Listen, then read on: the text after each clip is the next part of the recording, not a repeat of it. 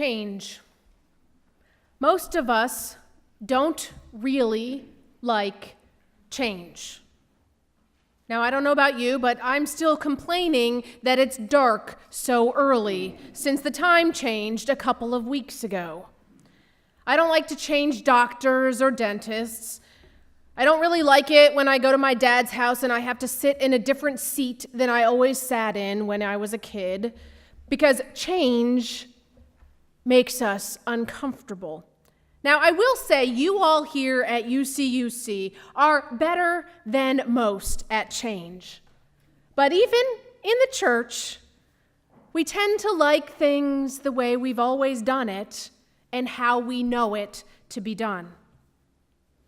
Now, Jesus seemed to know this.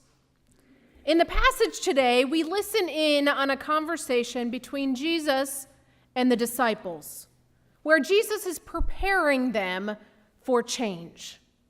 He's warning them that change is coming. He's warning them that the temple is going to be destroyed, that it's going to be hard to keep the faith, that a new day is coming. Now, in my preparation for today, according to most, the passage was written about 30 to 40 years after Jesus had died. And the temple was about to fall. That passage that Randy read saying about 70 was when it fell. That's right about when this was getting written. And as the followers of Jesus, after Jesus had died, were being persecuted. So this gospel was written for them.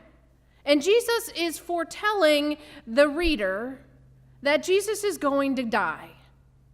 Cue massive, gigantic change. And give warning to brace themselves that as the temple falls and leadership changes, the persecution is going to get worse. Cue gigantic, enormous change. So Jesus in this passage is warning that there will be some who try to lead us astray, to keep the followers of Jesus from following Jesus, to keep them from staying on the course that they're on. And Jesus says there's going to be wars, there's going to be earthquakes, there's going to be famine, and warns that this is just the beginning of all that is to come. Now, we don't know if Jesus actually ever said these words, or if the author was writing these words to prepare those followers of Jesus that came after him to be ready. But we can imagine what it is like to be a first or second generation follower of Jesus. You are completely terrified that someone is going to out you as a follower of Jesus, because you will be killed. You are uncertain about what the future holds. You're worried and concerned for your loved ones and your friends. We can imagine that. And we also know what it's like to hear these words today. In a time where there's a good bit of political anxiety, there's a good bit of global warming alarming. There's a good bit of immigration complexity. There's stress and anxiety and fear and concern swirling all around us. Different than the first and second generation Christians, but still this sense of fear and stress and anxiety that is all around us. And we also know what it's like to hear these words as we face our own health struggles, as we have our own anxiety and depression to deal with, as we worry about our future or our loved ones, as we're unsure what to do next.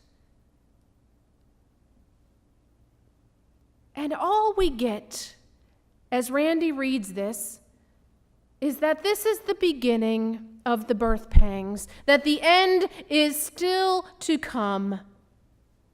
Now, there's a little bit of hope in there, but we're not to be alarmed, but that's it. That's all we get. where is the hope? Where is the nugget of goodness? I read it over and over and over, and I wasn't sure. I couldn't quite find it.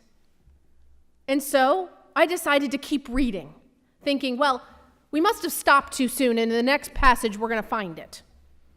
So I read on, and I found that not only is there going to be war and famine and earthquakes, but there's going to be persecution, and children will rise against parents, and you will be hated. So I kept reading. There will be suffering, be alert. So I kept reading. And in these days of suffering, the Son of Man will come. Okay, maybe we're getting somewhere. So I kept reading. No one knows for sure when the Son of Man is going to come. Be alert, for you don't know when. Keep awake. And from there it goes on into the Passion narrative where Jesus gets ready to head to the cross. So that's what we got. Keep awake. Be alert. You don't know what's happening and when the time is going to be coming. But in the midst of our anxiety and stress, is this the good news? Is this our hope? And the more I sat with this, the more I realized that yes, this is the hope and good news sort of hidden amidst the doom. Because Jesus says that his words will not pass away. So no matter what happens, we'll have access to him and his teachings. No matter what. And Jesus keeps saying, stay awake. Don't be led astray. That this work before you is not easy, but it's important. And Jesus reminds us that it might be the beginning, but we know the end of the story, and it's not the end. And so Jesus reminds us not to be alarmed. We are reminded that we are not alone. God is with us through it all. Through all the gloom and the doom and the war and the famine and the whatever, God is with us. And so we know when the temple falls, when Christians are being persecuted, God is there. When our world is filled with angst and strife and fear, God is here.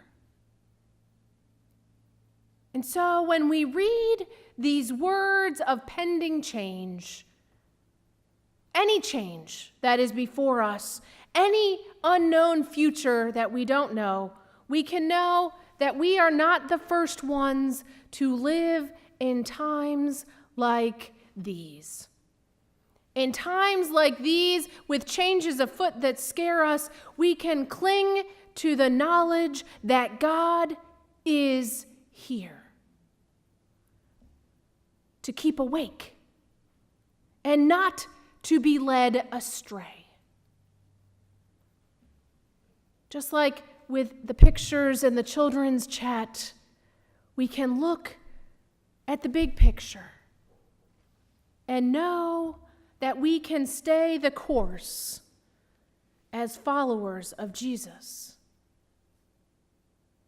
Now, because I wasn't completely satisfied still in my reading of this, I decided to go before the passage to see what I could find. And just one chapter before was the passage where Jesus was asked, what is the only thing we have to do? And Jesus said, love.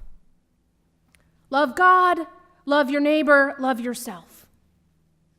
That's it. And so anything that gets in the way of us loving, that needs to be challenged. That's our course. That's what we're staying awake to do. To make sure that we are about love. Love is what keeps us on the right path.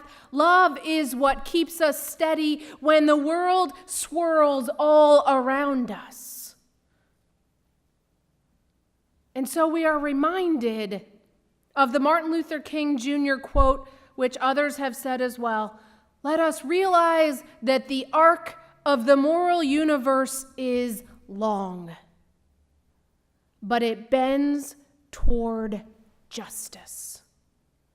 And so we remember that when we keep awake, when we stay the course, when we don't let alarm and fear paralyze us, when we put love before anything else, then we work with God to make our world a better place. That is the good news. That is what we get to hold on to. Thanks be to God. Amen.